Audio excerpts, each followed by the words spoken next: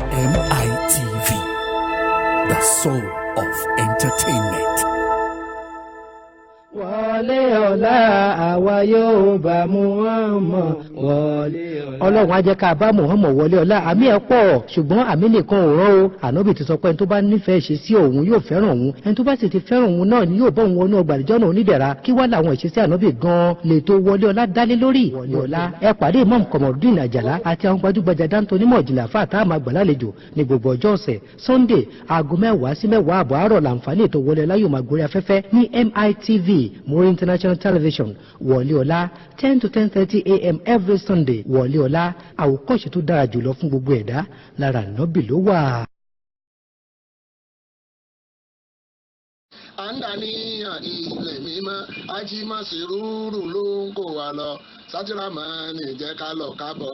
ọ̀rẹ́ báàjì lè máa yà lárọ̀ kẹ̀kẹ́ fọ́ọ̀mù iléeṣẹ́ kan náà ló gbà fúnra ẹ̀ àti àwọn tó kù tẹ́jọ́ ń lọ dípò iléeṣẹ́ ọ̀tọ̀ọ̀tọ̀ tẹ máa ń bá lọ tẹ́lẹ̀ rí. kò lè ṣe kó má rí bẹ́ẹ̀ mo ti lọ sí ájì tó ń ti múra tó jọ mẹ́ta tọdún tó kọjá tí mo tẹ̀lé ájì mọ̀sùrù lọ yà lára ọ̀tọ̀ àfa mi kan ló já mi sí. ájì mọ̀sùrù travels and tours limited ilé tó fini lọ́kàn balẹ̀ oúnjẹ méjì lójúmọ́ fẹ́yàn tó bá sanwó ẹ̀ pọ́ọ̀sì ọlọ́yẹ ló ń gbé alọ́gbé àbọ̀ fún sìárà àtọ́lẹ́dẹ̀ nàìjíríà ni wọ́n ti fèbèrè ọlọ́ọ̀ sí wa lọ́kà wọ́n ní ájì dàbí ìrun ọ̀ràn yẹn wákàtí 5 ni kì í ṣe fún fẹ́fẹ́ rí ti wò ó ṣé kí n mọ́tọ̀ I can recommend ájì mọ̀sùrù for any Muslim for the fear of Allah good welfareism and sincerity ìtẹ̀gbàgbà iléeṣẹ́ ájì mọ̀sùrù wà wọn ò lè gbowó ẹnikẹ́ni sá lọ àwọn ènìyàn ti ń sanwó umrah Ramadan 2020 wọ́n máa gbéra ní May 10 wá dé ní May 25th wọ́n sì gbéra ájì ní July 20 wá dé ní August 10 kàn sí wọn ní mọ́ṣáláṣí àjàdílẹ̀wà Central Mosque 24 Tokunbo Street Lagos Island ìpínlẹ̀ Èkó ẹ pè Amir Komorudeen Àjàlá sórí 08023364653 08023364653 ájì mọ̀sùrù ẹni tó mọ̀nà ló yẹ ká tẹ̀lé.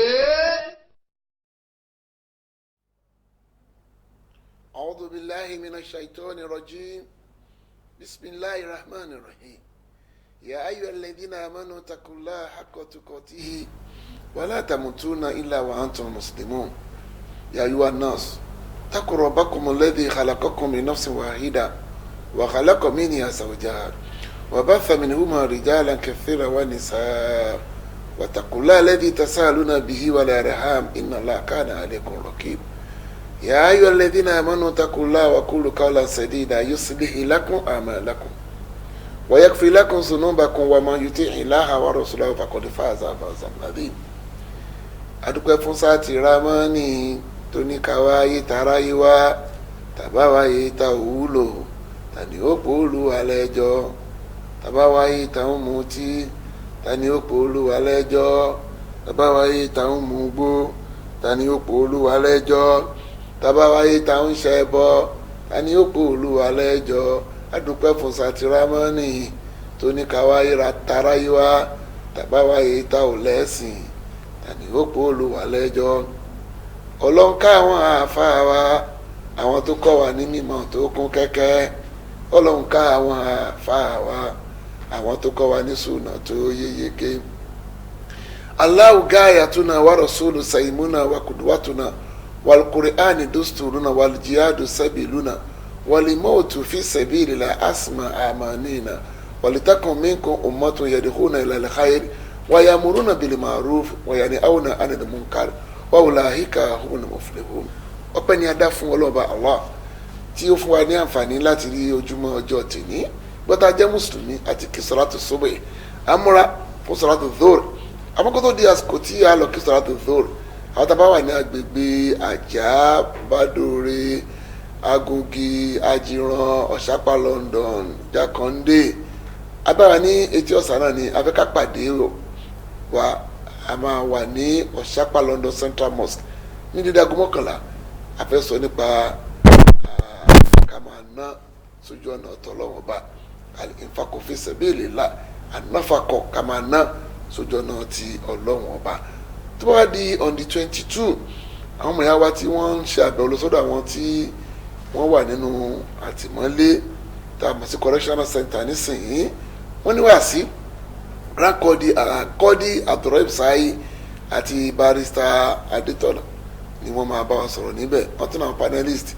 bíi ajiya wa ní TVC ní akashi nímọ̀ akashi àwọn náà wà bẹ́ẹ̀ àtàwọn bẹ́ẹ̀ bẹ́ẹ̀ lọ so ẹ jẹ́ ká sọ́kàn ní Alausa Central Mosque nílé tí máa wáyé ní on the 22 bákan náà àwọn Ayétòrò Muslim community wọ́n pè wá káwá dá wọn lẹ́kọ̀ọ́ torí pé wọ́n fẹ́ jẹ́ ìmáàmù tuntun àwọn afẹ́ká sọ kí lójúṣe ìmáàmù àti àwọn tí wọ́n ń tẹ̀lé ilé máa wáyé ní Ayétòrò maya ní tabakọjá kojúdẹ bàbá wa grand imam Ìkòròdú Fadilatu Sheikh Saifuddin olówó ríbí Àyìnlá ni wọ́n wèrí fún ìmáàmù náà kọlọmọ àkóbá mú ọjọ́rú on the 22 ní ilé ìwé máa wáyé àwa tí a bá ìfẹ́ lọ sí umura ní December àyè wà títí dijọ́ Monday àyè ìwà ní tó bá fẹ́ lọ on the 16 ẹ lè register so tó kí tó ń lọ on the 25 you can still procure your visa before then so ẹ pè mí lórí ètò yìí lórí 08023364653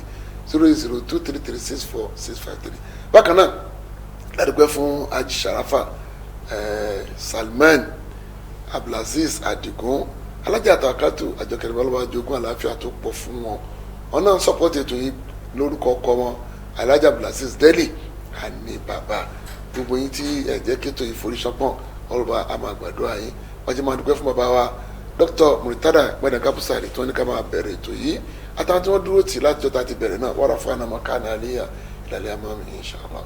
ìtẹ̀síwájú lórí tí à ń bá bọ̀ a sọ fún wa ní àìmọ̀ ìgbà pé ètò yìí ètò ẹ̀sìn ni ohun tó ń ga kó kàpẹ́sìn ó pọ̀ gan tó tá bá ti gbàgbọ́ tá à ń forí balẹ̀ fún tá à ń gbàṣẹ tá à ń tẹ̀láṣẹ àti kàkẹ́sìn lọ́dọ̀ Ọlọ́run nìkan ni pé inna dina inda Allahi al-Islam. So whatever that you believe in and you practice is called religion. But in the Quran, according to the belief of the Muslims, the only acceptable religion is al-Islam. What is Islam? To submit yourself in totality to Almighty Allah without any alternative. Tí ẹ̀sìn fi ṣe pàtàkì náà nìyẹn. Wọ́n ní ẹ̀sìn wo ẹ̀sìn tó máa yàn lọ́dẹ̀ tó máa yàn lẹ́rú náà ló dalẹ̀ ayé rú báwọn èèyàn ṣe ń practice ẹ̀ ni. Ẹ̀sìn gbogbo tí wọ́n lò ló dé ọ̀pọ̀lọpọ̀ wàhálà sílẹ̀. Jẹ́ kí n fúnra pẹ̀rẹ̀ ní Nàìjíríà tì ní Christian àti Muslim ló pọ̀ jù. A ní nǹkan tí ò lé ní 10 tó pawápọ̀. We have almost more than 10 things in common in the Bible and in the Quran. That if both Christian and Muslim follow the rules and the law, wallahi, this country will be very in good shape. But the problem is that we went to mosque every Friday. After that mosque prayer, we do other things. People go to church on Sunday. After that church services, they do other things. But ojúṣe tàwa ni àwọn tó lọ bá pè ní dáì ìkọlà àlìjánabi àlìjárọ̀sọ́l. So ilẹ̀kùn prophethood ti parí ẹni tó bá pè lánàbí òpùrọ́ ni. There's no prophet after the death of the Prophet Muhammad sallallahu alaihi wasallam. Only lánàbí bàdí lánàbí bàdí. He said it clean and clear. There's no prophet after my demise. So ìyẹn lè jẹ́ kọ́là kó lè jẹ́ mujaddid a reformer àmọ́ kò lè jẹ́ rasul kò lè jẹ́ prophet kò lè jẹ́ messiah. So ọ̀rọ̀ mi nìyẹn.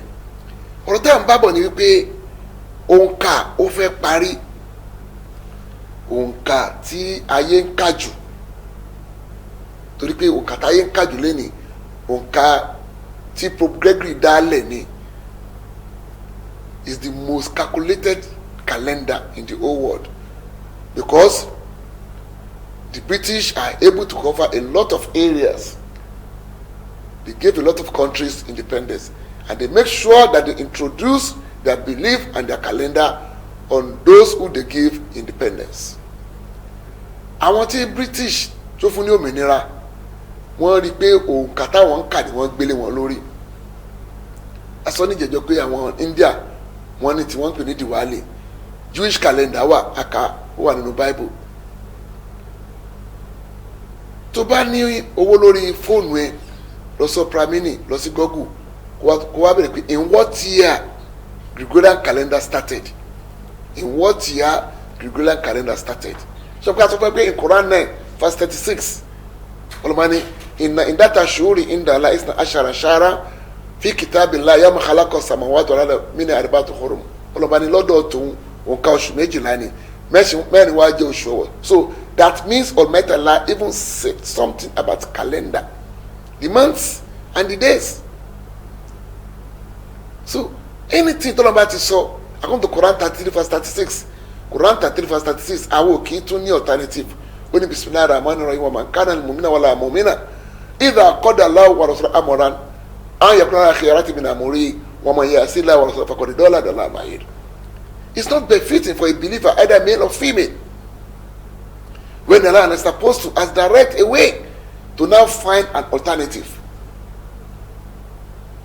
À ń sọ̀rọ̀ yìí nítorí pé àwọn mùsùlùmí tí wàá fẹ́ gbà kan rí ẹni tó bá ń gbé sáìdì bìtì mẹ́ta ní Òyìngbò bus stop tẹ́wọ́n lọ sọ́dọ̀ Àpápá road ẹ̀rí flag kan bẹ̀ ọmọ kékeré náà mẹ́tẹ̀ẹ̀ta sọ̀rọ̀ mi dáadáa pé prayer tó ń fẹ́ ṣe ní December 31st àwọn ẹni tó bá ń bọ̀ o kó mú Quran ẹni kó tó wá mú aṣọ funfun ọ̀pá kan you see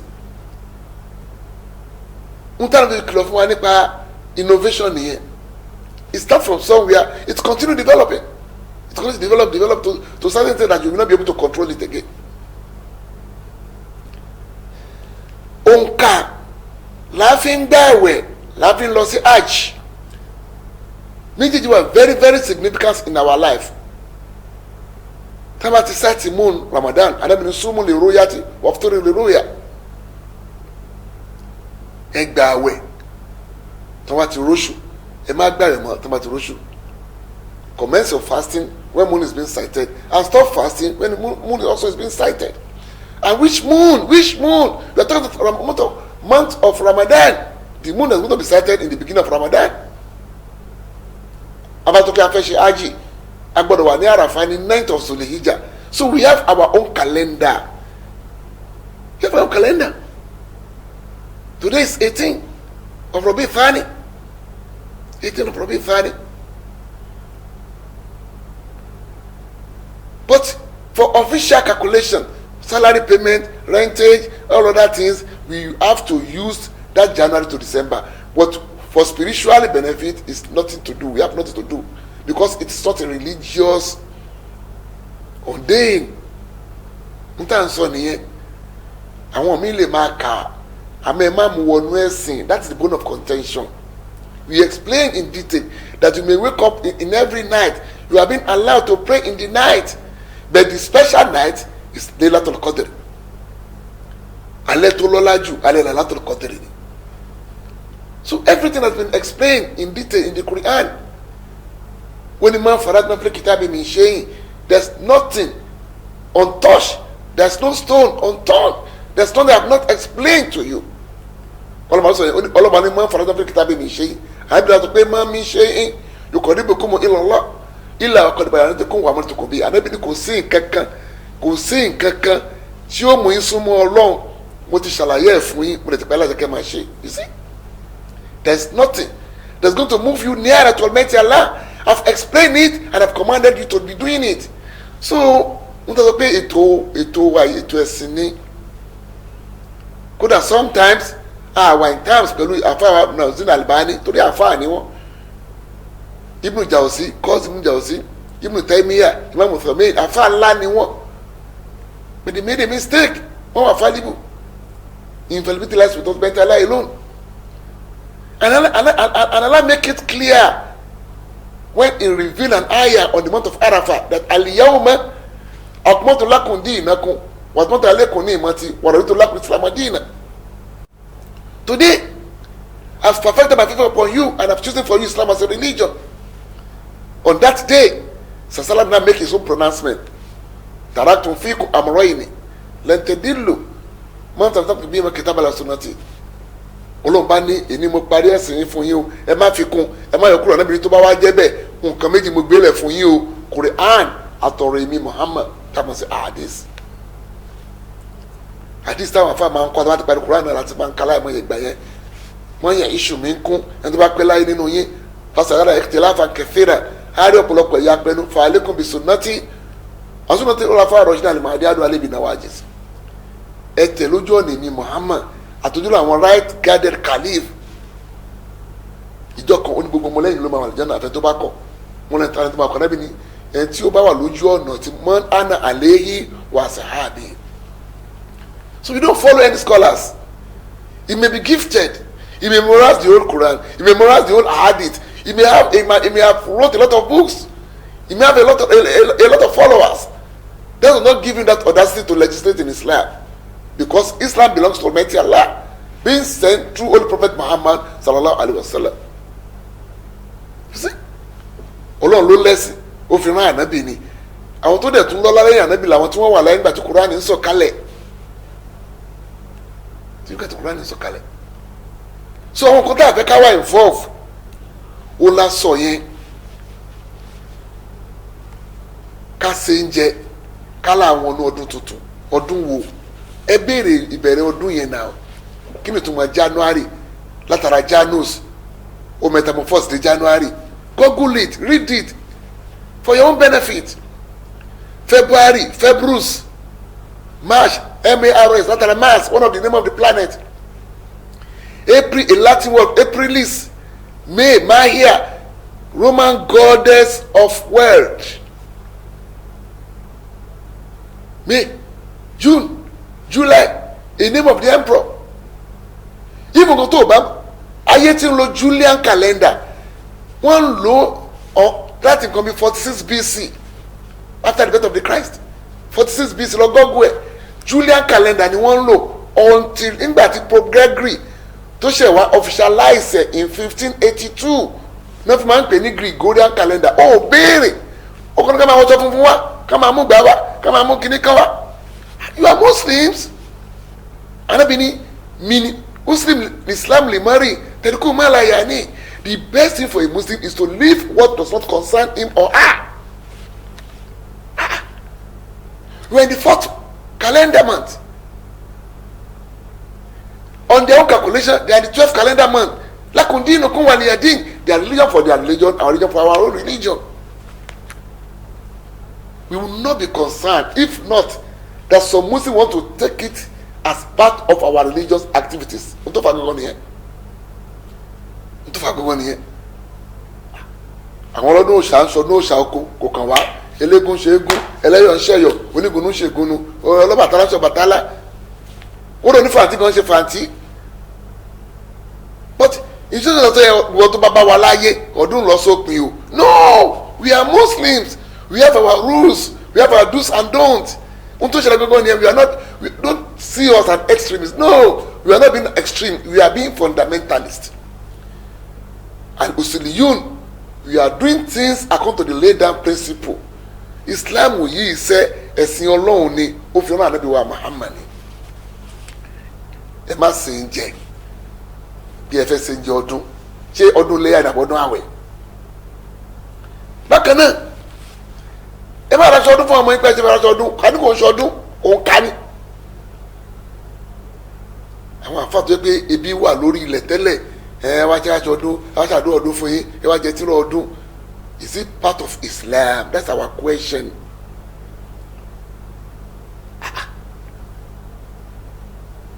Happy New Year, Happy New Year. Fine, felicitation nìyẹn.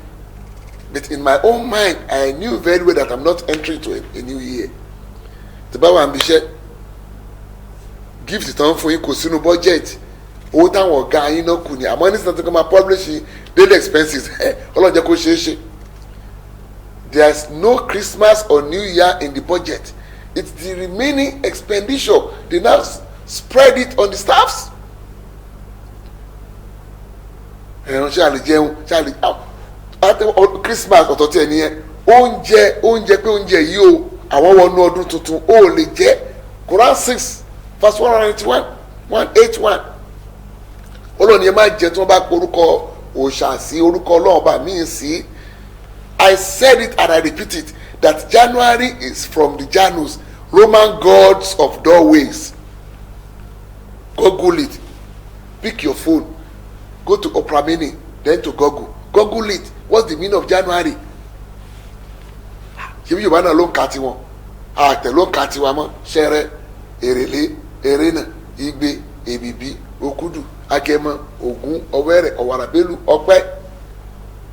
Gbogbo orúkọ àwọn òòṣà ni yàtọ̀ sí kejì yàtọ̀ pé ọpẹ́ pé àwọn parí odidi oṣù 12 wọn ọjọ́ tó máa kọ́ ń bẹ̀rẹ̀ ọjà lọ́jọ́ Monday lọ́jọ́ ajé òòṣà ló ń jẹ́ ajé ẹlòmíì náà mọ̀ dé ní pé òòṣà ló ń jẹ́ ajé ajé àwa o ajé abúgbá jẹ o ajé àtà o arájé jẹun o. Ajé was name of a deity of wealth. It's an idol's name. Kódà wọ́n bọ́ Yorùbá láyé àtijọ́ tó àbá tí ì bọ ajé wọn ò ní lọ sọ́jà nǹkan funfun náà lè máa fi ń bọ. Go and find out. We are Muslim. Part of our religion is to make a research. Ọjọ́ tó máa lọ jagun lọ́jọ́ Tuesday náà níbi ní ọjọ́ Ìṣẹ́gun kọ́dẹ̀ tó lọ́nà máa bọ Ògún tó pé Ògún ló máa jẹ́ káwọn win Ògún Ògún níbọn Ògún làdá Ògún lọ́bẹ̀ lọ́dọ̀ tí wọ́n àwọn lọ́dọ̀ tàwa no we have a verse revealed on iron Ògún tí ó kárí ló máa mọ metal ló máa mọ steel ló máa mọ copper ló máa mọ bronze no. Ọjọ́ Wednesday ọjọ́ òru ni ọjọ́ òru ọjọ́ tó máa ń ṣe sàárà fáwọn aláìní ọjọ́ òru ọjọ́ Thursday ọjọ́bọ̀ ọjọ́ tó máa ń bọ òòṣà ọjọ́bọ̀ tó máa ń bọ òòṣà ọjọ́ Jímọ̀ ọjọ́ Ẹtì ọjọ́ tó máa kì í dáwọ́ lé nǹkan kó má bàa dà pàtì Ẹtì kó má dà pàtà yà pàtì ọjọ́ Saturday Ẹtì ọjọ́ Jímọ̀ lọ́jọ́ Ẹtì Saturday àbámẹ́ta kí ni àbátọ́ ń wí owó ọmọ àtẹ̀mí gígùn awádìí ni bàbá wa dámọ̀ olùbá kẹ́ bàbá bá kẹ́ bàbá dá nìkan tó wúlò láàrin wọn ní akéwú abéèrè ká lè la akéwú abéèrè ká lè la kò kéwú kò béèrè yóò ti ṣe la kò kéwú kò béèrè yóò ti ṣe la that is it. We do not read Quran and we do not ask question. Púpọ̀ nǹkan tá a mọ̀ lé nínú Islam àwọn sábẹ́ bí ìrọ̀wá níbi wa Muhammad. You cannot do things just because you think it's good because you think it's good. Gbọ́dọ̀ tó bá bá wa láyé no this is a religion and if you are expecting a reward there must be a Quranic verses hadith statement and the explanation of the pious predecessor. So àwa ń ṣe tiwa nìyẹn ọ̀kan ló gbówó lẹ̀ àwa ń ṣe gbìyànjú as a research la fi wádìí pé ká lọ pé a fẹ́ wọnú ọdún tuntun nínú Islam kò pọ̀ sí o òǹkà tí a fi ń ṣèjọba òǹkà tá a fi ń ṣèṣúná òǹkà tá a fi ń yára wa lówó tá a fi ń kọ lẹ́tà tá a fi ń gba nǹkan lára ló fẹ́ ṣe kíni ló fẹ́ parí islamically kì í ṣọdún o mẹ́sẹ̀gì wa nìyẹn o wọ́n tó bá máa wá ń jí lóru normally jí lóru ẹ kò ṣàdúrà àmọ́ má sọ pé o láníyàn pé o fẹ́ wọnú ọdún tuntun wọ́n ní fàmọ́ṣà fàlìyómìn fàmọ́ṣà fàlìyàkùn if you will believe if we don't believe I cannot punish you I cannot force you but I have to explain to you in Quran Surah An-Nahl verse 27 olùbani wàlàkọ́dì bá asná fi kulli ummati rasula àní ibudullah wajtanibu taghut wàlàkọ́dì bá asná fi kulli ummati rasula àní ibudullah wajtanibu taghut. We raise a messenger in every nation to warn them against joining anything with Almighty Allah, against worship idol or deities. Mutafin tẹnumọ́ nìyẹn. Quran 4 verse 48 onínà la yakfiru an yushraka bi mi ní forí ẹ̀ jiyàn ẹni tó bá ra nǹkan mi pọ̀ mi lọ́ba. So I will never forgive such person. So believing that we are entering to New Year and January means Janus, God of the way, you have been assured pardon of Almighty Allah. Ó wá parí Quran 5 verse 71. Bí ẹnikẹ́ni tó bá dẹ́bọ̀ pẹ̀lú òun lọ́ọ̀bá ọlọ́màṣẹ́ ti ń bẹ́ẹ̀ o. Innama shirki billah faqad harama alayhi janna wa ma'wahu an-nar wa bi'sal masir. So that's our message. That's our message. Òǹkà ló ń parí o. Òǹkà tá a fi ń ṣèṣúná, tá a fi ń yáwó, tá a fi ń gbowó sálárì, tá a fi ń sanwó lé kì í ṣọdún nínú Islam o. Ọdún méjìlá ní o, ọdún àwẹ̀, ọdún iléyá. So tá níbo ẹ yóò fàjà tó bá kí ẹ òun náà kí tó bá padà pẹ́ tẹ̀lé ṣàlàyé fúnra yín ni pé ọdún tẹ̀tí ẹ̀wí ìgan náà ṣá lè rí nínú ìwé yín kò sí ń bẹ̀ kò sí ń bẹ̀ kò sínú Bible kò sínú Quran January to December you cannot find it in the Bible you cannot find it in the Quran. So why are we arguing? Why are we arguing? There's no cause for debate. Christians believe in Bible, Muslims believe in the Quran, and this calendar month is not in these two holy books. So, in a nutshell, you have delivered our message. You can pray if you always pray in every night. You are allowed. And prayer is answered in every night. But the greatest night, the powerful night, the night of majesty is only Laylatul Qadr. Laylatul Qadr. Laylatul Qadr nìkan ni alẹ́ tá a ti máa yí kádàrá padà, kì í ṣe December 31st, January 1st. Akoli kaule adha wastaghfirullaha li wa lakum innallaha ghafurur rahim. Àti sọ́tí wa o, kọ́lọ̀ ń jẹ́ kí ó bọ́ sí etí gbọ̀ wa. Alẹ́ nìkan kan máa wọ̀ náà o, alẹ́ nìkan kan máa jìyà o. Amẹ́ríkà gbìyànjú ká tẹ̀lé òfin Ọlọ́run Ọba. Ètò ìpọ́nlọ́ba ló sọ pé kí ni ẹni tó bá ti tẹ̀lé ànábì Muhammad ó ti tẹ̀lé Ọlọ́run Ọba. Man yuti rasul faqad ata Allah. Tó adúpẹ́ fún àwọn olùgbọ̀wọ́ wa. Sharafa Salman, Abdulaziz Adigun, Alhaja Tawakkaltu Àjọkẹ́ àní bàbá. Lọ́sẹ̀ tó ń bọ̀ a máa tẹ̀síwájú àmọ́ o kò sí sponsor o. Ẹ̀yin èèyàn ẹ bá agbárùkù tètò yìí. Keystone Bank ní àkáǹtì wa Medical Star Venture, Keystone Bank Medical Star Venture 10 in 4 places 19658 10 in 4 places 19658. Àbíkẹ́ pèmí lẹ́yìn ètò ìdíwájú fẹ́ lọ sí múra àbí ají ní orí 08023364653 08023364653. Subhana rabbika rabbil izzati amma yasifun wa salamun ala al-mursalin walhamdulillahi rabbil alamin. Àǹdàníyàn ilẹ̀ mímọ́ ajímọ̀sírúurú ló ń kó wa lọ sátìrámọ́ni jẹ́ ká lọ kábọ̀.